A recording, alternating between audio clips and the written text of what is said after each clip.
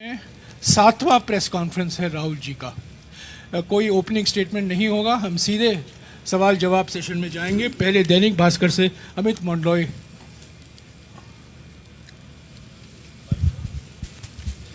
नमस्ते राहुल जी। इत्तेफाक है कि आज 28 नवंबर है। 28 नवंबर 2018 को मध्य प्रदेश के चुनाव हुए थे। 56 सीटें बढ़ी थी, 4.6% वोट परसेंट बढ़ा था। उसके बाद सरकार नहीं संभाल पाए थे। आज 28 नवंबर है, एक मोमेंट दिख रहा है, एक मोमेंटम दिख रहा है भारत जोड़ो यात्रा से। इसको बरकरार रखना कैसे संभव हो पाएगा? भैया, मैं न्यूमरोलॉजी में तो बिलीव नहीं करता हूं, तो नंबर्स पे इन चीजों को मैं बेस नहीं करता हूं। बट मैं आपको यह कह सकता हूं कि कन्याकुमारी से मध्य प्रदेश तक जनता का प्यार, भरोसा, जनता की शक्ति इस यात्रा को मिली है। जब यात्रा शुरू हुई थी तो मीडिया ने कहा था केरला में तो यात्रा सक्सेसफुल रहेगी, मगर कर्नाटक में प्रॉब्लम आएगी। फिर हम कर्नाटक गए, मीडिया ने कहा साउथ इंडिया में तो यात्रा अच्छी चलेगी, मगर साउथ के निकलने में प्रॉब्लम होगी। फिर तेलंगाना, आंध्रा में वही हुआ, वही जो कर्नाटक में हुआ। फिर हम महाराष्ट्र में आए तो फिर मीडिया ने कहा हिंदी बेल्ट में प्रॉब्लम होगी, महाराष्ट्र में हाँ यात्रा बहुत बड़ी हुई, बहुत बढ़िया हुई। अब मध्य प्रदेश में आए, अब मीडिया कह रही है मध्य प्रदेश में बहुत अच्छा रिस्पांस मिला, मगर राजस्थान में प्रॉब्लम होगी। तो देखते जाइए, क्योंकि ये जो यात्रा है ये कांग्रेस पार्टी से अब आगे निकल गई है। ये यात्रा हिंदुस्तान की जो समस्या है, हिंदुस्तान के दिल में, हिंदुस्तान की आत्मा में जो आवाज है, अब ये यात्रा उसको उठा रही है। तो ये कहां पहुंचेगी, कहां नहीं पहुंचेगी, अब कोई नहीं बोल सकता है। धन्यवाद। नई दुनिया से कपीश दुबे, माइक दीजिएगा जल्दी अमरीश। अच्छा, इसमें दूसरी चीज बड़ी इंटरेस्टिंग है। मैं कह रहा हूं और मैं दोहराता जाता हूं कि इस यात्रा में किसी को थकान नहीं हो रही है, किसी को नहीं हो रही है।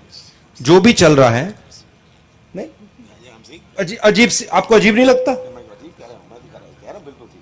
तो अजीब सी बात है, इस यात्रा में जो भी चल रहा है, चाहे वो 10 किलोमीटर चल रहा है, 25 किलोमीटर चल रहा है, जो भी जितना भी चल रहा है, थकान किसी को नहीं हो रही है। आज एक लड़की आई मेरे पास और मुझे उसने कहा कि जैसे ही मैंने यात्रा शुरू की, पहले 15 मिनट मैंने सोचा मैं कैसे चल पाऊंगी, और 15-20 मिनट बाद जो भी मेरे माइंड में थकान थी, जो भी डर था, वो निकल गया। तो ये बड़ी इंटरेस्टिंग बात है। नई दुनिया से कपीश दुबे। राहुल जी नमस्कार। इसी महीने सुप्रीम कोर्ट का एक फैसला आया है ईडब्ल्यूएस आरक्षण को लेके। सुप्रीम कोर्ट का एक फैसला है ईडब्ल्यूएस आरक्षण को लेके, जिसमें जो गरीब सवर्ण हैं जिन्हें ईडब्ल्यूएस के तहत आरक्षण दिया जाता है, उसको आगे बढ़ाने पर सहमति दी गई थी। लेकिन कांग्रेस के ही एक नेता हैं जिन्होंने इसके अगेंस्ट में पुनर्विचार याचिका दायर की है। तो आप इस यात्रा में सभी वर्गों को जोड़ने और सभी को समान अधिकार देने की बात कर रहे हैं, तो इस फैसले को लेके आपके क्या विचार हैं? देखिए, मैं इस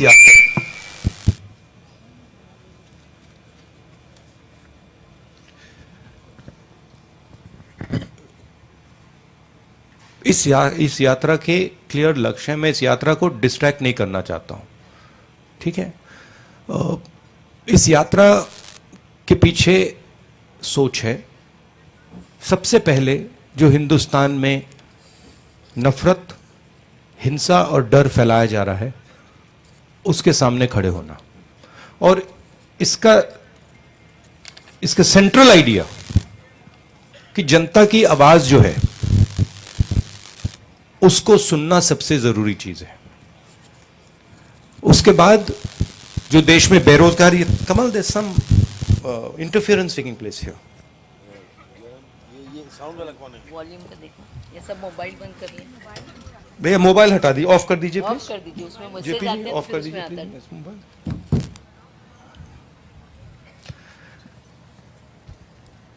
और ये यात्रा बेरोजगारी के खिलाफ और जो महंगाई बढ़ रही है उसके खिलाफ। मैं ज्यादा पॉलिटिकल मुद्दे इस यात्रा में रेज नहीं करना चाहता हूं और इस यात्रा को मैं डाइवर्ट नहीं करना चाहता हूं। जो जनता कह रही है और जो फीडबैक हमें मिल रहा है उसके बारे में हम आपसे जरूर बात कर रहे हैं। पत्रिका से गोविंद ठाकरे।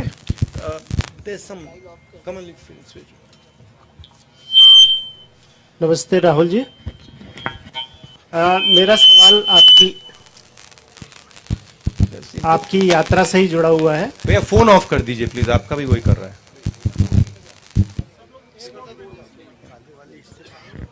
जल्दी जल्दी पूछिए, समय निकल रहा है। जी जी। प्रॉब्लम नहीं। मेरा सवाल यात्रा से ही जुड़ा हुआ है। चूंकि आपने पीछे ब्रांडिंग भी लगाई है लेकिन उसमें कांग्रेस का जो सिंबल है वो नहीं है, तो क्या ये उम्मीद करते हैं आप कि इस यात्रा के माध्यम से वो संगठन, गैर राजनीतिक राजनीतिक संगठन जो आपको 2024 में किसी रूप में आज एक, मैं आपको बताऊं, आज एक आरएसएस के व्यक्ति आए, मुझे उन्होंने कहा मैं आरएसएस का हूं, मैं यहां आपका स्वागत करने आया हूं। मैंने कहा ये जी जी जी। तो मेरा सवाल ये था कि इस यात्रा से आगे आपका जो लक्ष्य, जिस तरह से रिस्पांस मिल रहा है, तो एक मजबूत प्रतिपक्ष की तरफ आप बढ़ेंगे आगे, ऐसा आप उम्मीद करके चलते हैं या देखिए, भविष्य में? मैं मेरे साइड से ये मेरी जिम्मेदारी है और एक तरह से मेरी तपस्या है, ठीक है।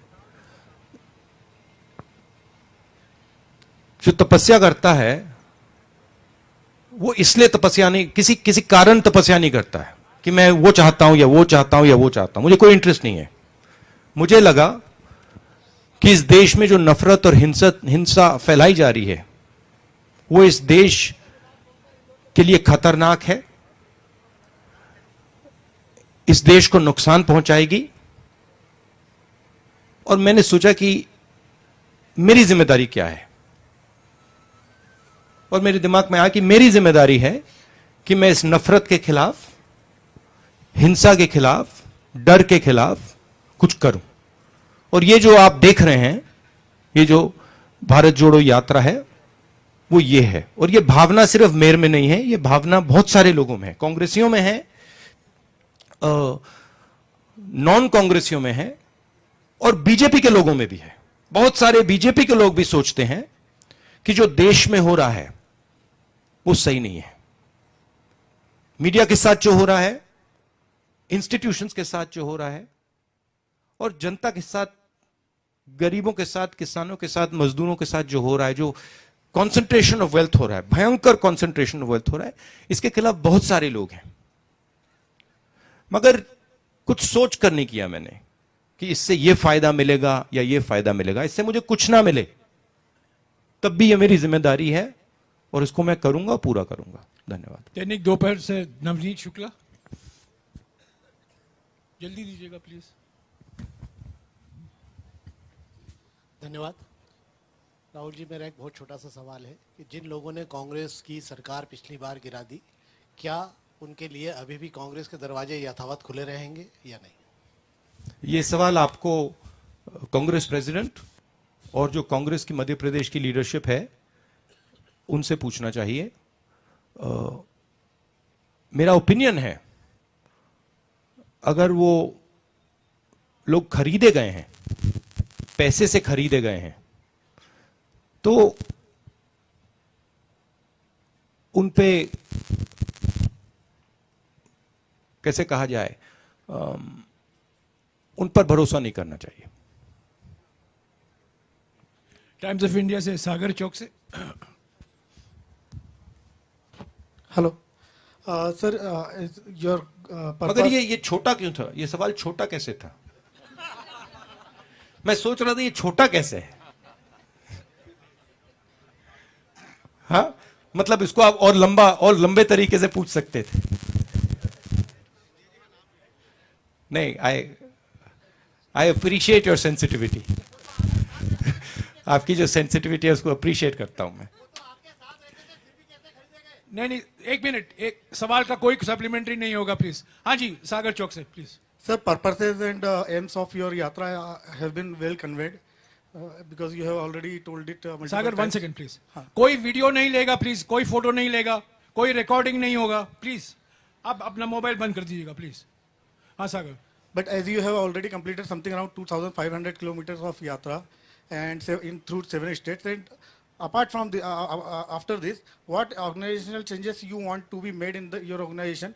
Because second week of the December is very important. Your yatra is gonna enter Rajasthan, and result of Himachal Pradesh, Gujarat will be delivered on 8th of December. So what organizational changes you want to be made in organization? I don't think we've done 2,500 kilometers yet. I think we've done 2,000. Is that correct? I think we've done 2,000. And the spirit of the yatra is to make the country focus on the attempt to change its nature.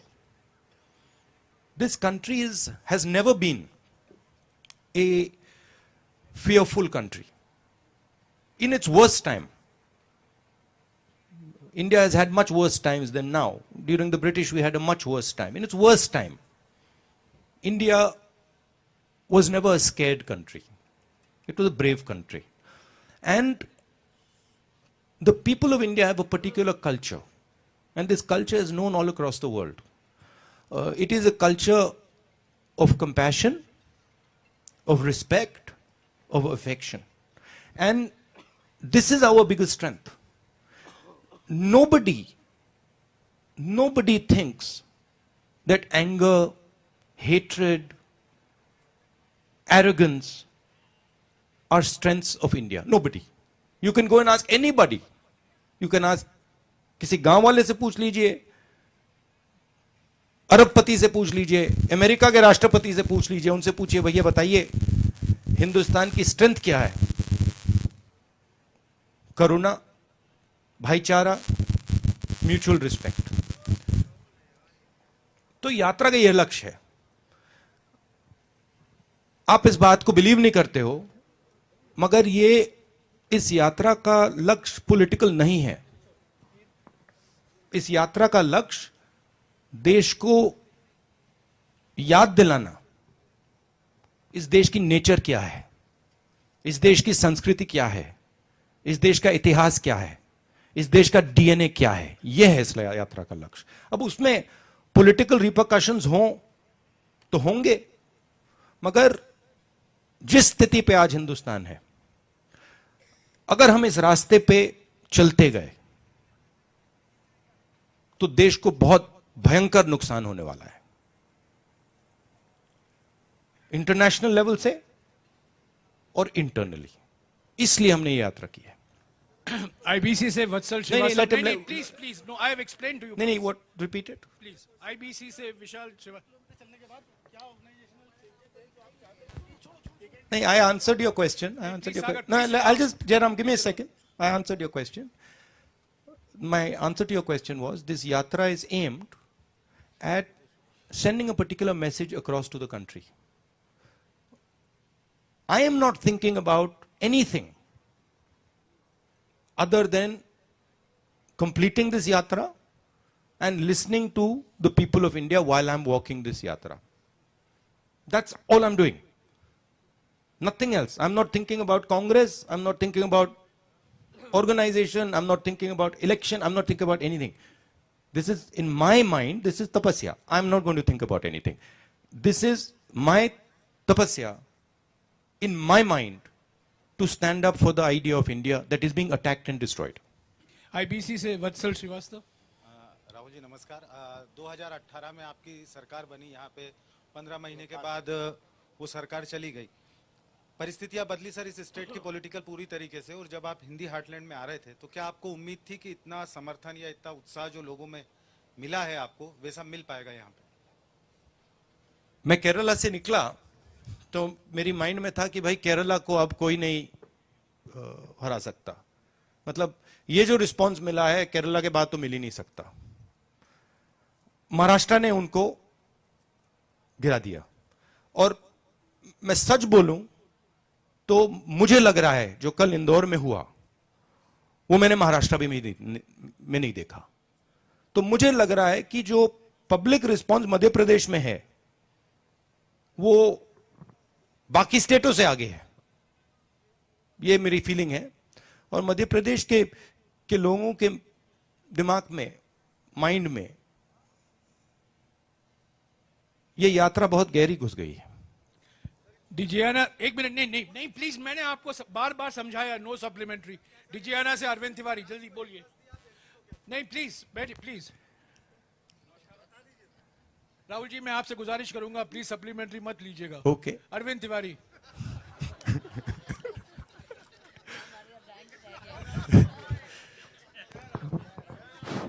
नमस्कार राहुल जी। मैं सुन लेता हूं, लोगों की बात सुन लेता हूं, मेरा नेचर है। मध्य प्रदेश 7वां राज्य है जहां आप हैं, मगर अगर करना जरूरी होता तो कर भी देता हूं। मध्य प्रदेश 7वां राज्य है जहां आप अभी हैं और लगभग 2015 किलोमीटर की यात्रा आप कर चुके। 2000 इंदौर में थे आप और 15 किलोमीटर आज यात्रा। इस पूरी यात्रा का सबसे सुखद क्षण कौन सा है? क्या आप वो हमसे शेयर करेंगे? इस पूरी यात्रा का सबसे सुखद क्षण। बहुत सारे क्षण हैं।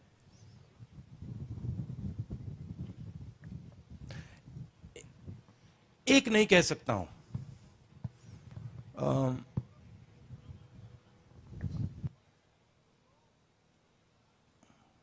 ऐसी यात्रा पे कोई निकलता है, मैंने ये पहले कभी नहीं की थी। छोटा काम नहीं है, तो पहले निकलते हैं, पहले 5-10 दिन बाद पता लगता है कि भाई 3700 किलोमीटर चलने हैं।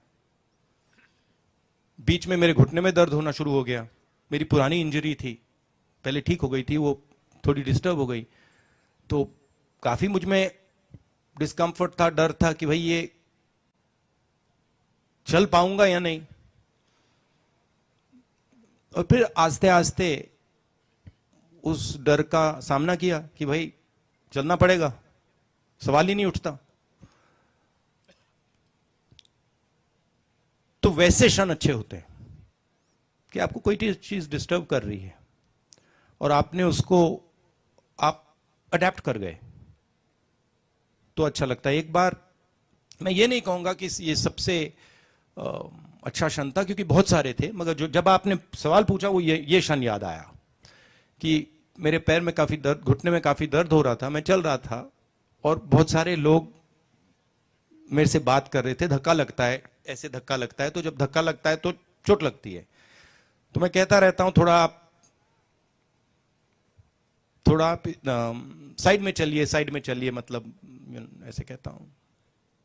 ज्यादातर लोग मानते नहीं हैं, बट मैं कहता रहता हूं। तो फिर एक छोटी सी लड़की आई, मुझे याद नहीं कहां था, कर्नाटक में था या केरल में था। एक छोटी सी लड़की आई और मुझे काफी दर्द हो रहा था उस टाइम। तो वो आई और वो साइड में चल रही थी। मैंने नोटिस किया वो मेरे अंदर नहीं आ रही थी, मतलब वो बाकी लोग सब ऐसे आ रहे थे, वो थोड़ा दूर चल रही थी, मैंने नोटिस किया। फिर उसने चिट्ठी निकाली और उसने कहा देखो ये आप पढ़ लीजिए। तो जैसे मैंने पढ़ना शुरू किया, उसने कहा नहीं आप अभी मत पढ़िए, अभी आप चल रहे हैं, ये आप बाद में पढ़ना। तो फिर मैं चल रहा था, वो चली गई। फिर मैंने वो चिट्ठी, थोड़ी देर बाद मैंने सोचा देखो मैं देख ही लेता हूं क्या है इसमें, क्योंकि जिस भावना से उसने मुझे बोला, छोटी सी लड़की थी, शायद 6 साल की 7 साल की लड़की, जिस भावना से उसने मुझे बोला मुझे अच्छा लगा कि ये इसमें कुछ है। तो फिर मैंने खोला, तो फिर उसमें लिखा था कि देखिए आप ये मत सोचो कि आप अकेले चल रहे हो, मैं आपके साथ चल रही हूं, मैं चल नहीं पा रही हूं क्योंकि मेरे माता पिता मुझे चलने नहीं दे रहे हैं, मगर मैं आपके साथ चल रही हूं, तो वो मुझे बहुत अच्छा लगा। उदाहरण है, और ये छोटा सा उदाहरण है, ऐसे मैं आपको मतलब हजारों उदाहरण दे सकता हूं, ये पहले आया माइंड में।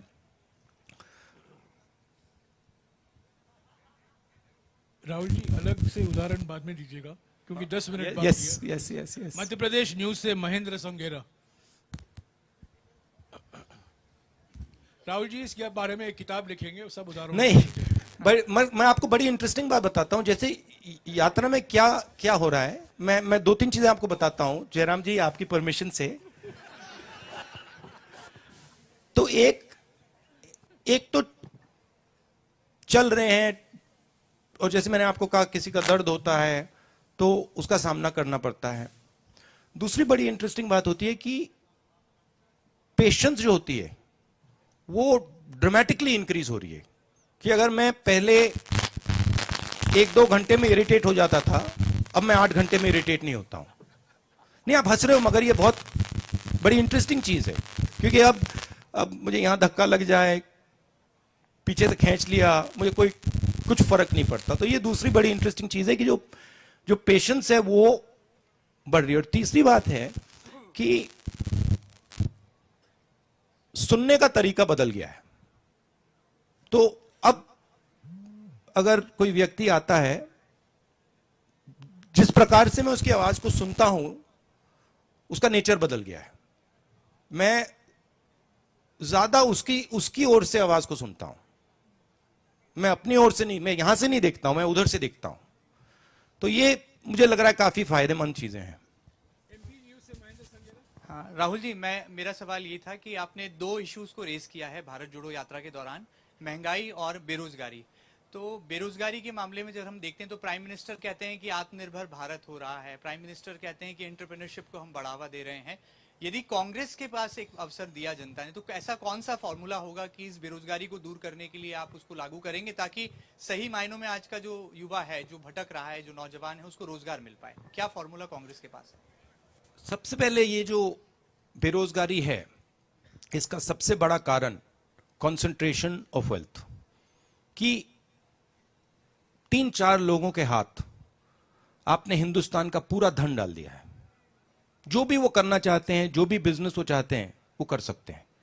और हर इंडस्ट्री में वो एक के बाद एक मोनोपोलीज क्रिएट कर रहे हैं। आप हिंदुस्तान के सब इंडस्ट्रीज देख लीजिए, आपको मोनोपोली दिखेगी। टेलीकॉम, रिटेल, इंफ्रास्ट्रक्चर, सब जगह, एयरपोर्ट, स्पोर्ट्स, सब में आपको मोनोपोली दिखेगी। मोनोपोली का क्या मतलब है? मोनोपोली का मतलब है जो स्मॉल एंड मीडियम बिजनेसेस हैं, जो ग्रो कर सकते हैं, उनको आपने खत्म कर दिया। तो जो ग्रोथ पोटेंशियल है, ग्रोथ पोटेंशियल स्मॉल और मीडियम में है, ग्रोथ पोटेंशियल लार्ज में नहीं है। साइज लार्ज में है, but growth potential small and medium में है, उसको आपने खत्म कर दिया है। और ये आप किसी भी स्मॉल एंड मीडियम बिजनेसमैन से पूछ लीजिए, जीएसटी और नोटबंदी ने क्या किया, वो बता देंगे आपको। तो सबसे पहले जो ग्रोथ पोटेंशियल देते हैं, उन पर फोकस करना जरूरी है। दूसरी बात, जो इस देश का फाउंडेशन है,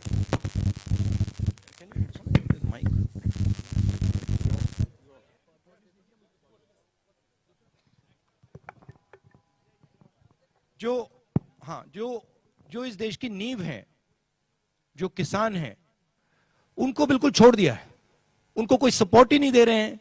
वो दिन भर चिल्ला रहे हैं, उनको बीमा का पैसा नहीं मिलता, उनको सही दाम नहीं मिलता, उनको खाद की प्राइसेस बढ़ती जा रही है, खाद मिलता भी नहीं है। तो ये जो बेसिक स्ट्रक्चर है, इसको डेवलप करना और इसकी रक्षा करना। दूसरी बात, जो ब्लेटेंट प्राइवेटाइजेशन हो रहा है, इंडस्ट्री का, स्कूल्स का, कॉलेजेस का, यूनिवर्सिटीज का, हॉस्पिटल्स का, हमारी सोच इसके बारे में फर्क है। हम चाहते हैं कि एजुकेशन और हेल्थ केयर में सरकार भाग ले, कि ये सरकार की जिम्मेदारी है, ये किसी मतलब बिजनेसमैन की जिम्मेदारी नहीं है। वो जरूर अगर करना चाहे कर सकते हैं, बट जो मेन एजुकेशन का सिस्टम हो, जो मेन हेल्थ केयर का सिस्टम हो, उसमें सरकार जनता की मदद करे, सरकार जनता को सपोर्ट करे, इसका मतलब उसमें ज्यादा पैसा डाले। ठीक है, तो ये बेसिक फर्क है। बट मेन फर्क, हिंदुस्तान को चलाना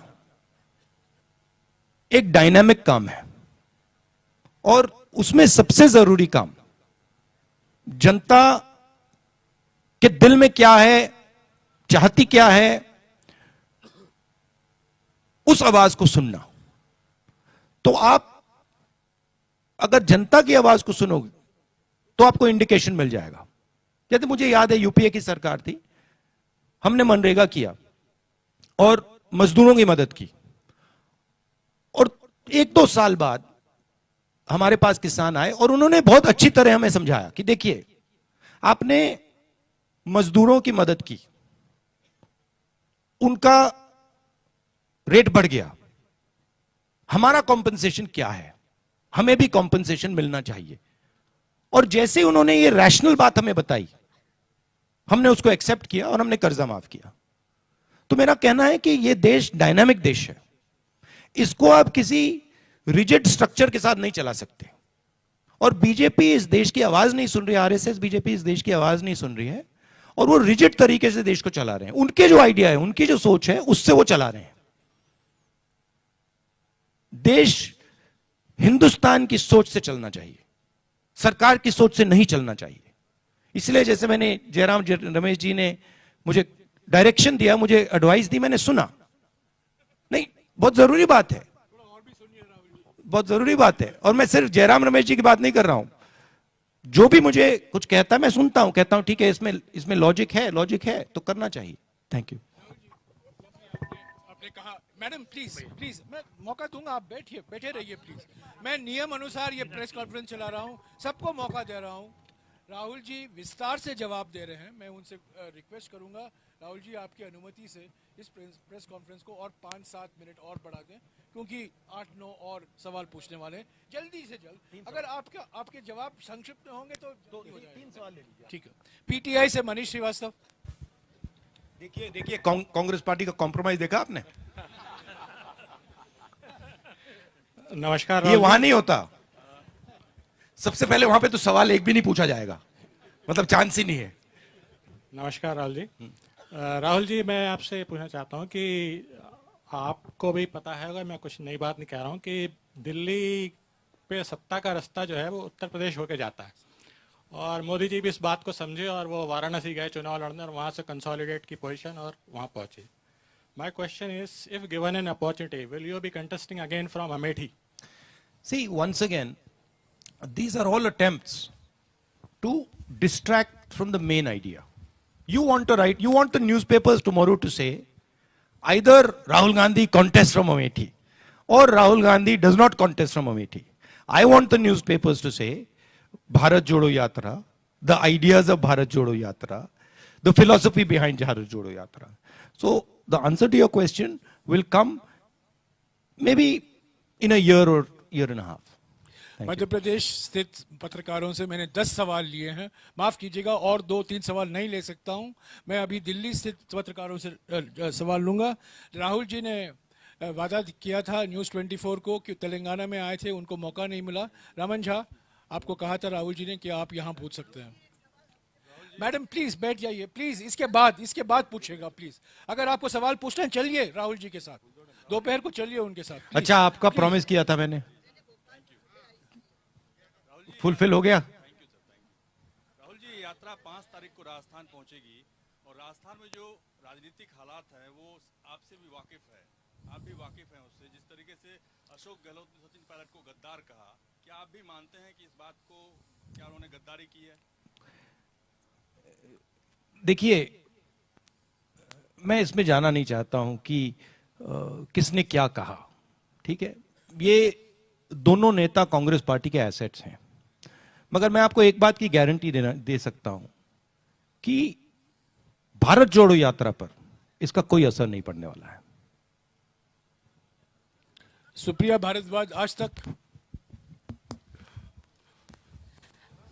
सर मेरा सवाल ये है कि आपने जब भट्टा परसौल से शुरुआत करी थी तब से जो है आप पे पर्सनल टैक्स होते जा रहे हैं, और जब से भारत जोड़ो यात्रा शुरू हुई है आप कह रहे हैं सब आए, पॉलिटिकल प्लेटफॉर्म नहीं है, हम तो पूरा भारत जोड़ने आए हैं। कभी आपकी शर्ट को, कभी आपके कंटेनर्स को लेके, अब तो बात बियर्ड से लेके और भी चीज़ों तक पहुंच चुके हैं। इसको जो लगातार हमला हो रहा है इसको आप कैसे देखते हैं, स्पेशली उस समय जब आप कह रहे हैं कि सभी लोग आए, नॉन पॉलिटिकल है, और दूसरी तरफ जहाँ पे रिगरसली कंटिन्यूसली हर चीज पे जो है, माइन्यूटली नहीं बल्कि मैसिव लेवल पे पर्सनल अटैक्स हो रहे हैं।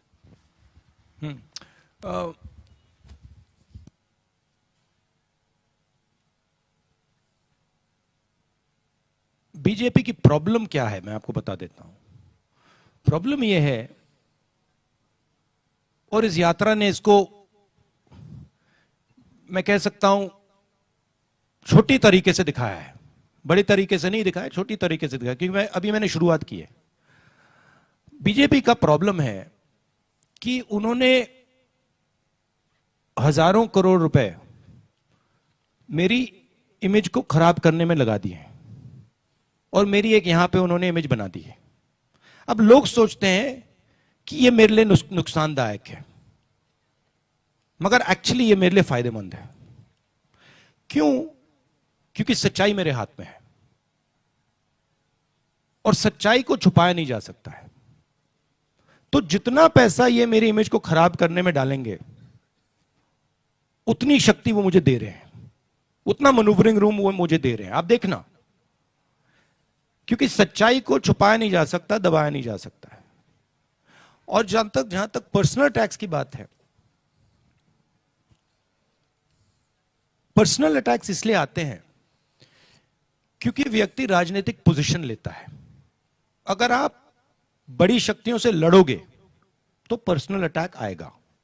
अगर आप किसी शक्ति से लड़ नहीं रहे हो, अगर आप ऐसी फ्लोट कर रहे हो, तो पर्सनल अटैक नहीं आएगा।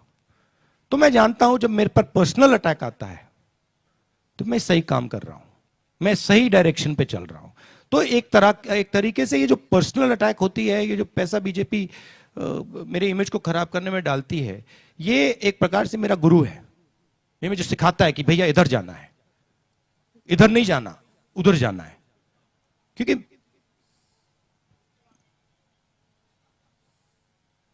लड़ाई क्या है? लड़ाई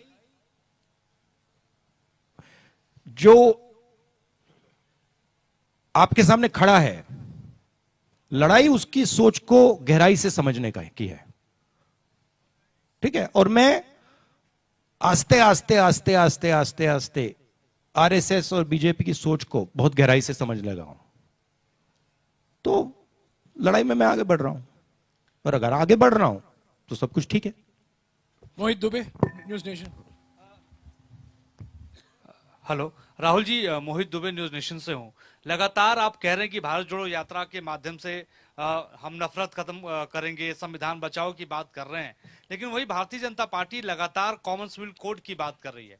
आप कह रहे हैं कि हम एकता की बात कर रहे हैं, अनेकता की बात कर रहे हैं। वो कॉमनवेल्थ कोड गुजरात विधानसभा चुनाव में लेकर आ रहे हैं, इससे पहले उत्तराखंड विधानसभा चुनाव में लेकर आए। कितना बड़ा असर पड़ेगा आने वाले वक्त में?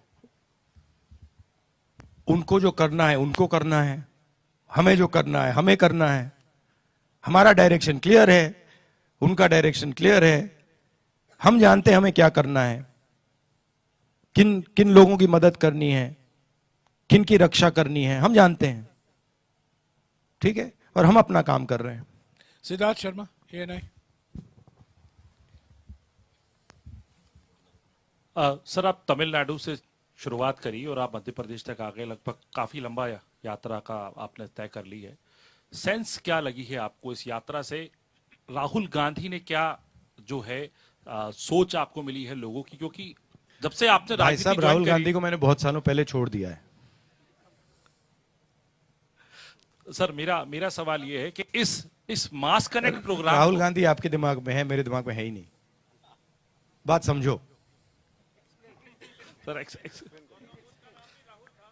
सर। ट्राई एंड अंडरस्टैंड आप अपने देश की। ये देखो ताली बज रही है, समझ गए आप? समझ गए? एक बंदा समझ गया। सर, आपकी देश की फिलॉसफी यही है, इसको समझो आप, फायदा होगा। सर सवाल यही है नहीं, कि जो आपका सिद्धार्थ, मास आपका कनेक्ट जवाब प्रोग्राम, मिल गया। सवाल जवाब मिल गया। सवाल तो पूछ ही नहीं पाया था। नहीं, अच्छा, सवाल पूछिए, हो गया। पूछिए। सर, ये सोहेल हमीद, ये जो मास कनेक्ट प्रोग्राम है, ये आपको बहुत पहले नहीं शुरू कर देना चाहिए था? चीजें समय से ही होती हैं। जब टाइम आता है तो बात बनती है, उससे पहले नहीं होता। मैंने सोचा था, सबसे पहले मैंने यह यात्रा, जब मैं एग्जैक्टली याद नहीं, बट 25-26 साल का था, फिर मैंने इसकी, जयराम जी को भी नहीं मालूम, मगर इसकी मैंने डिटेल्ड प्लानिंग 1 साल पहले की थी, और फिर कोरोना के कारण, किसी और कारण नहीं हुआ। इस यात्रा के लिए सबसे अच्छा समय अभी है। आखिरी सवाल, सोहेल हमीद, दैनिक हिंदुस्तान। यादव राहुल जी, मेरा आपसे सवाल ये है कि आज जैसा उन्होंने सवाल पूछा कि राहुल गांधी कितने बदले हैं, तो मैं यही सवाल पूछना आपसे चाह रहा था कि सार्वजनिक जीवन में क्या बदलाव आएगा आपके इस यात्रा के बाद? नहीं, देखिए, हर जीव बस बदलता ही रहता है। सिर्फ आरएसएस के लोग सोचते हैं कि जीव बदलता नहीं है, मगर अगर आप देखें तो हर जीव सीखता है, बदलता है, समझता है, नहीं समझता है, तो ये तो कांस्टेंट प्रोसेस है, इसको इम्परमानेंस कहते हैं। राहुल जी, 40 मिनट में आपने 17 सवाल लिए हैं। कुछ लोग 17 सालों में एक सवाल भी अभी कोई न्यूमरोलॉजिस्ट नहीं, कहेगा नहीं 17 अनलकी है, 18 करो। अभी सवाल का वक्त हो चुका है, प्लीज। अभी सवाल जवाब का वक्त हो चुका है। राहुल जी को पद यात्रा शुरू करना है दोपहर को। अभी यहाँ आपके साथ एक फोटो लेंगे। राहुल जी, आप यहाँ आ जाइए, फोटो लीजिए।